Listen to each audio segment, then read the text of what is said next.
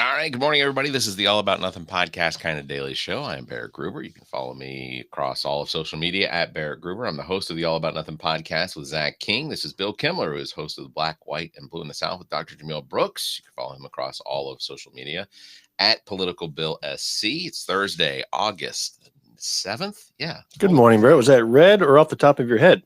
It was glances. Okay. It was glances. Maybe That's it was. the I hosting bet you. thing I'm was behind. gonna do a bet here. A psychological trick for Tuesday. Okay. Have a piece of paper in front of you when you do this, but make it a blank piece of paper. Oh, okay. So I'm wondering if it's just the crutch of having the paper in front of you. It might be. That allowed you to do it. It might be. So I'll tell you something that a little behind the scenes. When you kick the show off for about 30 seconds, screen goes blank. You've got your animation up. The please wait countdown, and I immediately want to reach for my phone to go look at something because my eyes and brains need to be occupied, but I can't because I'm using my phone as this camera. Okay. So I end up basically my brain racing for something to focus on and look at for 30 seconds, and it feels like an eternity. So I think what I'm going to do is have a book by my hand that I'm just going to read 30 seconds at a time for each of our shows and see how long it takes me because I need to be occupied doing something. The book that I grabbed was called Driving Mr. Albert. Okay. And the subtitle is A Trip Across America with Einstein's Brain. So this is basically a true story about Albert Einstein's brain floating in a Tupperware bowl in the trunk of a Buick Skylark barreling across America. And in the car is a journalist. Sitting next to him is a pathologist who performed Einstein's autopsy in 1955. And they simply removed the brain and took it home and kept it for over 40 years. So I'm going to plow through this book. Sounds fascinating. It is fascinating. Yeah. That's very interesting. And see where this goes. I was going to tell you, fantastic episode. Thank you. The Black, White, and Blue in the South. Heather Foy is extremely interesting, and I do look forward to her and her, I guess, friend doing the podcast and listening to the stories that they, I guess, that they have with the survivors of religious trauma. I think that's going to be an interesting podcast called The Awakening Podcast. So that'll be very interesting as well.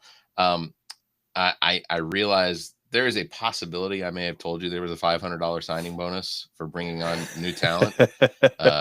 Good. I feel like I have to retract that just purely out of legal obligation. It's ever since I learned you actually charge to have guests on, that your guests pay you to appear, I know you're rolling in the cash. I know you're rolling in the cash from my monthly subscription as a nothinger. So I know you're flush with cash. So I thought you had said something about a signing bonus. You should be able to stand behind it. I can get you in touch with some of those people that do the paid. We do have some. We do. If it's a marketing group that's looking to promote a book, like an author or something like that, we will ask for a fee, a charge. So I have to believe that those are the least interesting shows or interviews to do, though. You would think that. You would think that, I've only had one that was, and I don't want to say which one. I could certainly text it to you, but I've only had one where I was like, this is the least interesting program I think I've ever discussed. I had zero interest in the topic. There was very little ability for me to even maintain what the conversation was about. Like I just and having a bad guest, it does not necessarily translate into a bad show. No, it does not. Like you talk about that one candidate who wrote love poems to Henry McMaster. He was the worst guest you've ever had, but it was one of the best shows I ever listened to. And it was, and it still to this day is one of the most popular episodes on YouTube. Like that episode continues. And I don't know if it's just him watching it over and over and over again, but it continues to just soar with the number of people that are watching it. We've got an episode that we recorded early 2024, and it was a part 2 with a candidate, and it is our most popularly downloaded show by a factor of 5. to the second place one. And I have no idea why. The candidate himself was nothing. I mean, nice guy, but nothing exceptional. Was no superstar. Yeah. The show was good. It had its high points, just like any show. There was nothing that was distinctive about it. And I have no idea why this one show every day gets a couple of downloads. And here we are almost 2 years later, and it's still getting downloaded. Yeah. No idea why. I really want to know, what is it about this episode? Where did it get picked up? Who's seeing it? Who's downloading it? Why? This one? Yeah. A part two. Yeah, that episode with that particular candidate was odd from the beginning. Also, morning Stephanie Morton, who is watching us on Instagram, because the Instagram still fucking works. I don't get it. All right. I do real quick. I wrote to them letting them know about the bug in their policy that they should get that fixed. So I want to let everybody know SOULHAUS Sessions with Priest Jacobs has an event coming up on August 20th. That is just a couple weeks away, from 5 to 8 over at the Koger Center. Author, poet, activist Nikky Finney is going to be the speaker, as well as artwork by Lopez is going to be on display. So it's going to be it's going to be a very interesting program, and I think this is going to be one of the first ones that gets recorded and published for his SOULHAUS Sessions podcast, which is also going to be coming up. So there are tickets available. If you want, you can go follow Preach on Instagram. Tickets are $10. They're looking to they'd really like to sell this out, but go follow Preach at Preach Jacobs. You can also check show notes or links and whatnot, but at Preach Jacobs on Instagram. There is the information on that. So I wanted to get that out there. Preach and I were supposed to do a live to discuss that. Basically he wanted to give away tickets as well. So it might be that we'll do that over the weekend and see if we can give away some tickets. I think he gave me about 10 of them. So we can give those away too. My daughter and I did a live Monday night. How did that go? It went well. It was our second one, and we got a number of viewers, couple of likes. We're not breaking any records by any stretch, but it was just fun to watch this generational conversation. Yeah.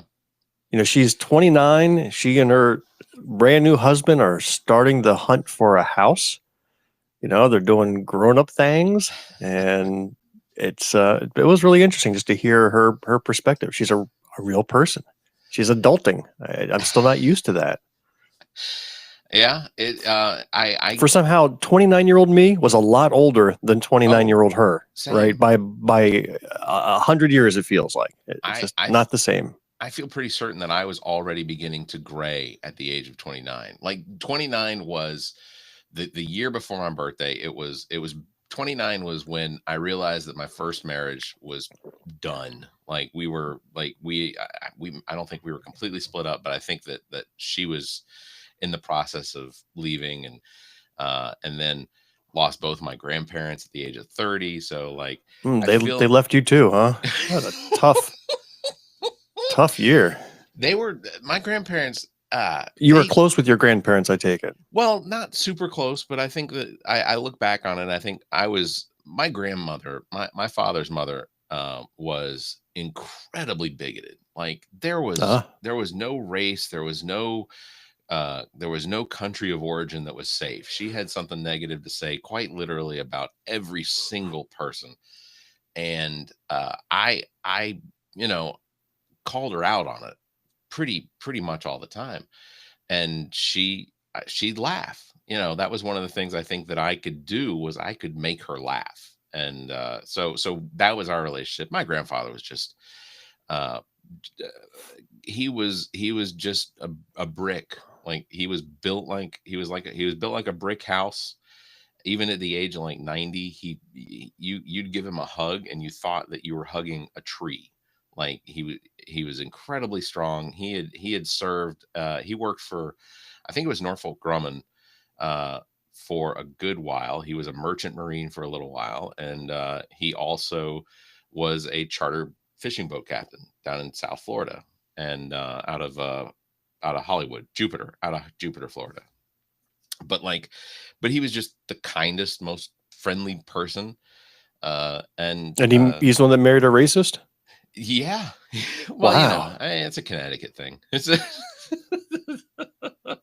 They were originally from Connecticut. White Plains, New York was Yeah. part of their stop, and so it's a different environment up there, I think, Next especially back in week, the I'm going to 30s, go on a 40s. road trip by myself to Arkansas. So I'm going Really? to take a 3-day weekend, spend 1 day driving there, 1 day being there, 1 day driving back. And I'm going to be exploring some of my family roots. Wow, that's exciting. My grandfather on my mother's side, I never met him. He had abandoned the family when my mom was a teen. Her parents were alcoholics, fought all the time, just one of the worst relationships ever. In fact, my grandmother had a child out of wedlock while he was deployed in Korea. Okay. It was just nasty. Anyhow, I never knew him. He got remarried and apparently lived a very decent, humble life. But he's long passed. Anyhow, in trying to explore a little bit more about him, came to a little bit of history about that side of the family. Apparently, my mother's side came from Italy to Arkansas to work on a cotton plantation. So at the turn of the century, after Civil War was done and the slaves were like, yeah, we're done working these cotton plantations, we're out of here. They ended up importing immigrants from Italy to do the work. So this area called Lake Village, Arkansas, brought in all of these Italian families with promises of, land ownership and all that. And they ended up being sharecroppers. Wow. And I actually have a book of that Italian immigration. And in that book is a photo of my grandfather as a child standing in front of like a wood hut with his 11 siblings and his very unhappy looking parents, my great grandparents. Very sad looking. In fact, one of them was a nun, which is really interesting. One of the siblings was a nun. But anyhow, I'm going to go out there just to look around, and see the historical markers and breathe the same air and look at the river. I'm excited to do it. I mean, I don't feel like I need a connection with him, but once I learned his story, once I saw a picture of him as a young boy, I was like, wow, I've got roots there. Let me go check it out. That is not a short trip. It's about 10 and a half, 11 hour straight drive. Yeah. It's definitely not a short trip, but the parts of Arkansas that I've been to, especially like in the I guess the Texarkana area, and then points northward towards about the middle of the state, absolutely beautiful country. The hills and the mountains, it's almost like being like in the southern part of northern Georgia when you're just getting like the Piedmont into the Appalachians and things like that. Arkansas is beautiful. I think it's amazing. I have never set foot in Arkansas before, so this will be my first. So I did have a couple of things I wanted to bring up. Have you heard about this 3i Atlas space object, interstellar object that seems to be making its way through our solar system? Yes. I went down a rabbit hole yesterday. We have had only 2 other interstellar objects that have been tracked by NASA or our astronomists. Astronomers.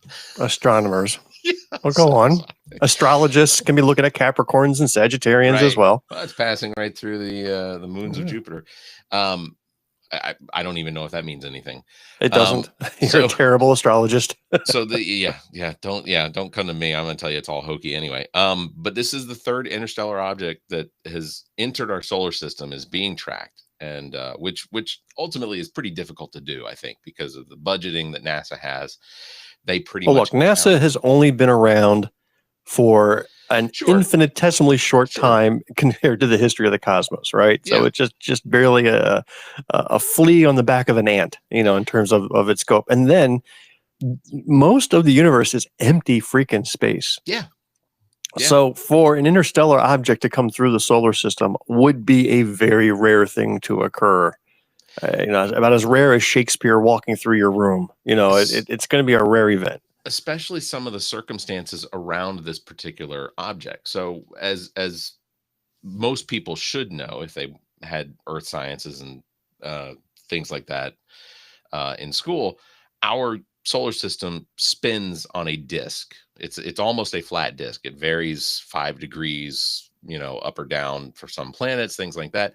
But for the most part, it's a flat disk. And the other interstellar objects that have been tracked through our solar system have come in, comets, things like that, have come in much at a different angle, a different grade compared to what our solar system Wait is. a minute. Again, you said much of the other interstellar objects. How many others have there been?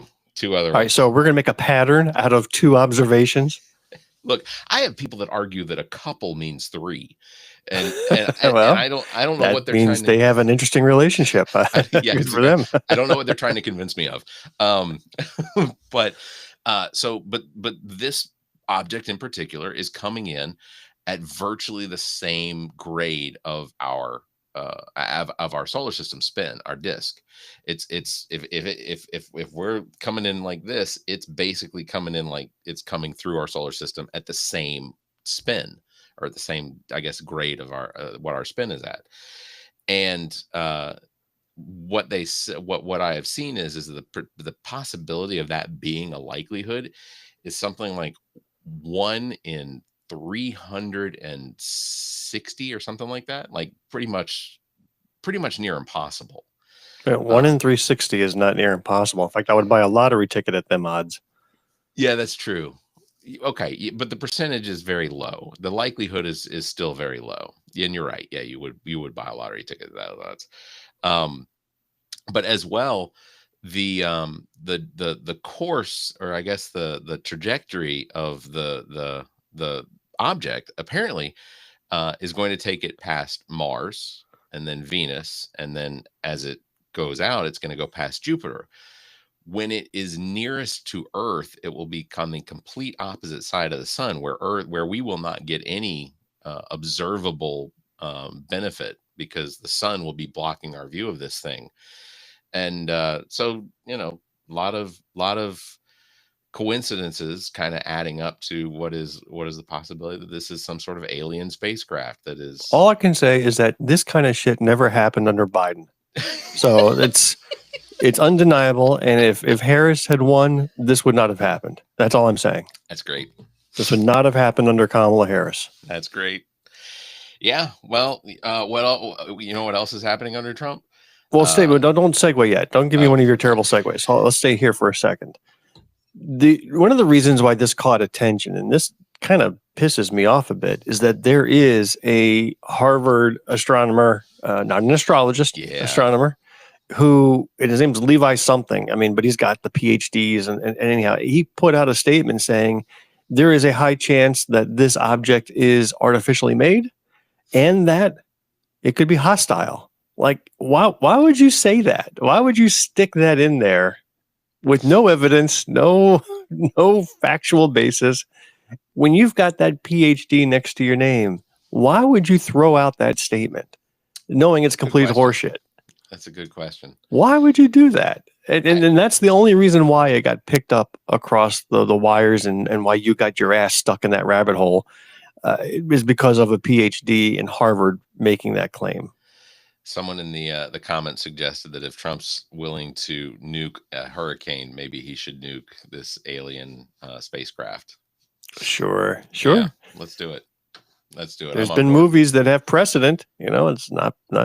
It's happened before, and we always know the nukes never work. That's right. They never. They do not. The aliens who can make it this far have the ability to just flick away the nuke. Bing, never happened. Yeah.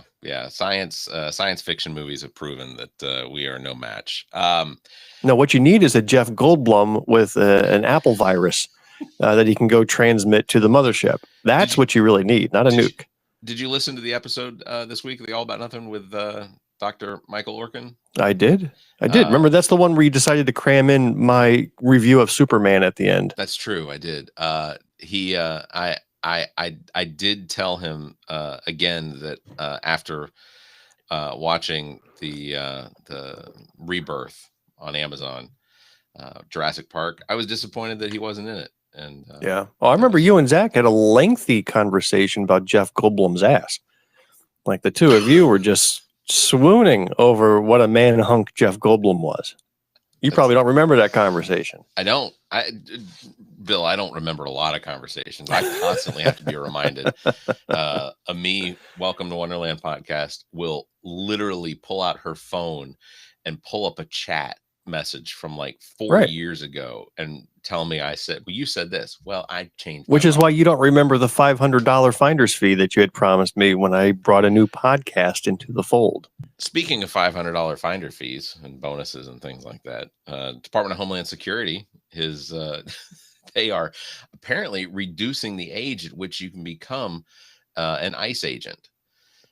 It has gone from you had to be 21 years old to now Nikky what's her name? Senator Christy Nome, fuckhead.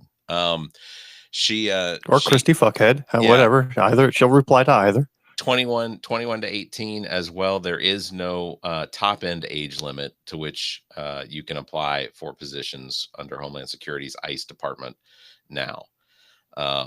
You can because it used to be you had to be 21 years old to apply, and they would only allow you to apply for positions up to the age of either 37 or 40, depending on what it was you were applying for.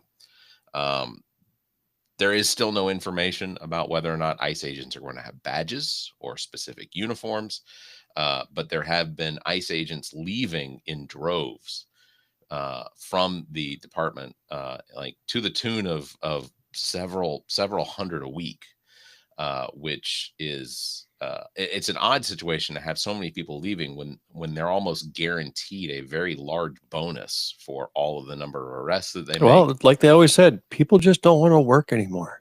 That's what's going on. People are lazy. It's something with this generation. They're just not inspired to make a difference and work hard for their money. They want everything handed to them. Yeah. Of course, the Republicans called it. That is a good point. I had not. I saw a video of an ICE agent, outside of uniform, just dancing away, and the guy, they showed him both in uniform and out of uniform. And out of uniform, he looks like Gru from the Minions.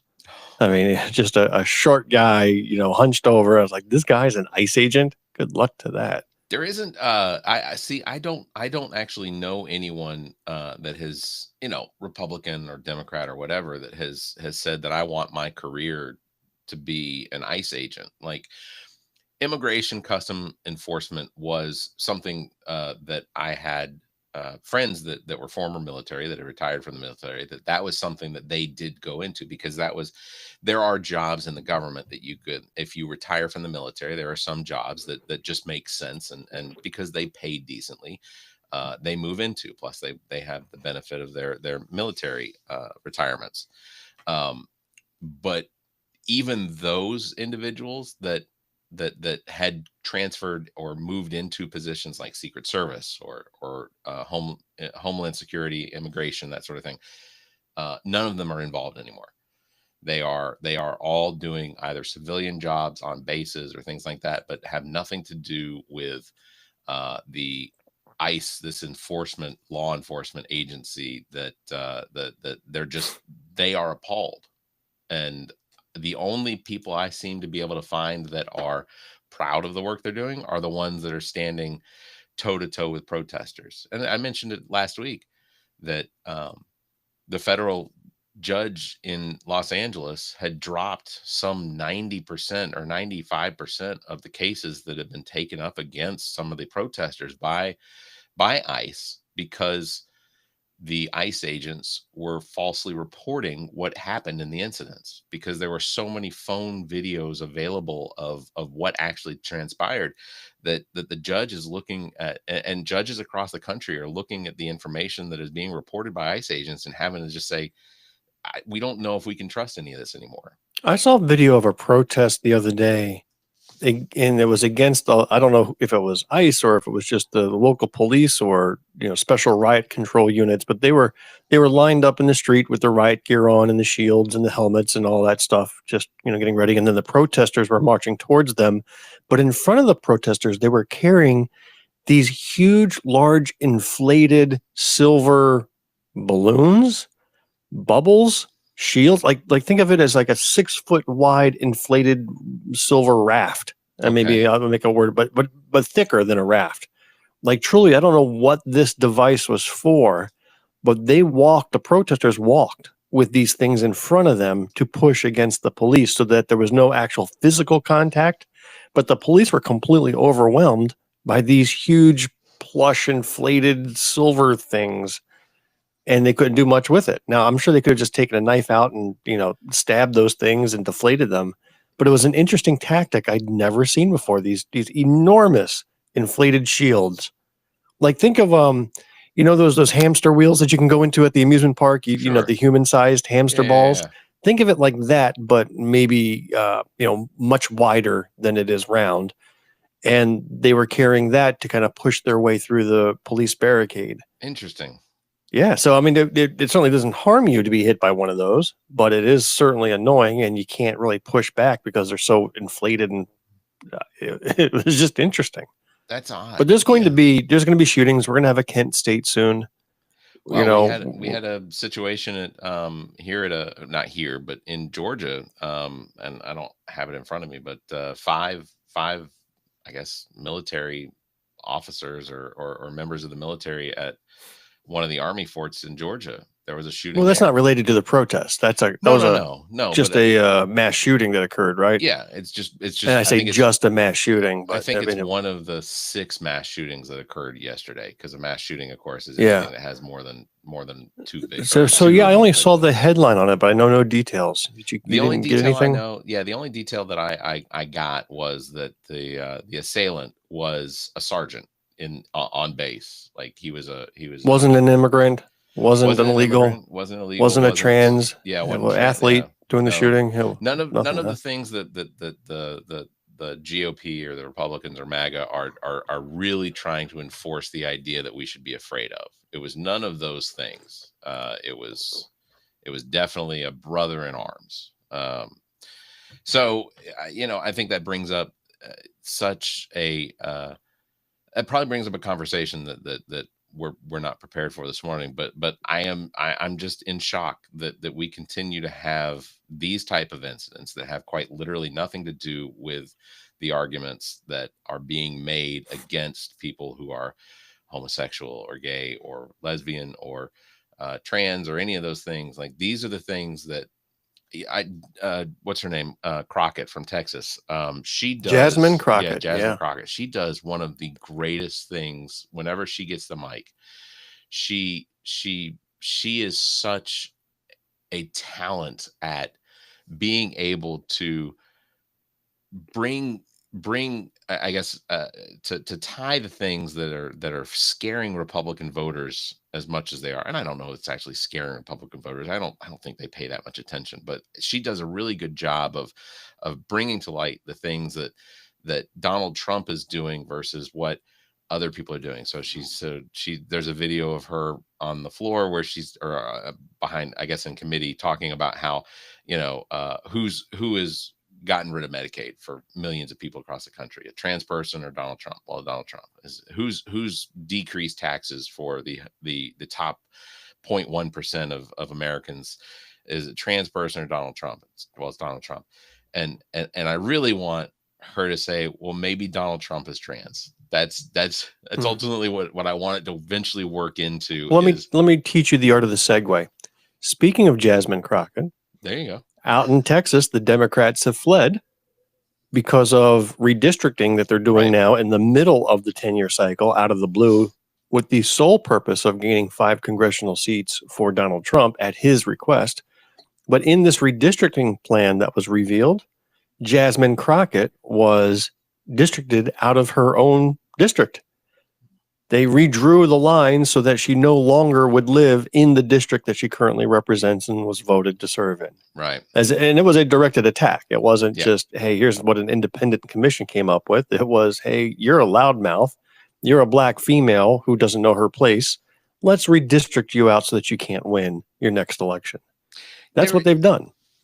There does come consequences to this redistricting, and it's happened in some of these redistricting across the country. It's happened in some of the states where Republicans believe that they were going to create a better scenario for them, for the Republicans to win, because basically they're picking their voters, but they are also diluting their districts. They are diluting their districts in some cases down to the point where you're saying dilute or delude? Diluted. It could be both, right?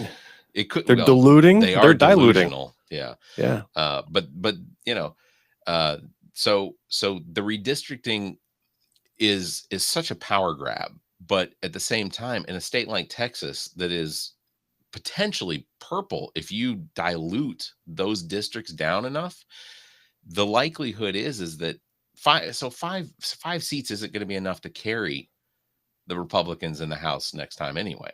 I mean, some of the information I'm seeing, they're saying that it could be as many as 15 to 20 seats get flipped by the Democrats across the country, just based on the competitiveness of those districts in 2024 and how likely it is, especially with the number of Republicans that said that they're leaving, that they're not interested in running. So it's, 5 seats. The whole thing is in Texas is just such a awkward situation. Like Speaking of awkward doesn't add. situation, we are past time.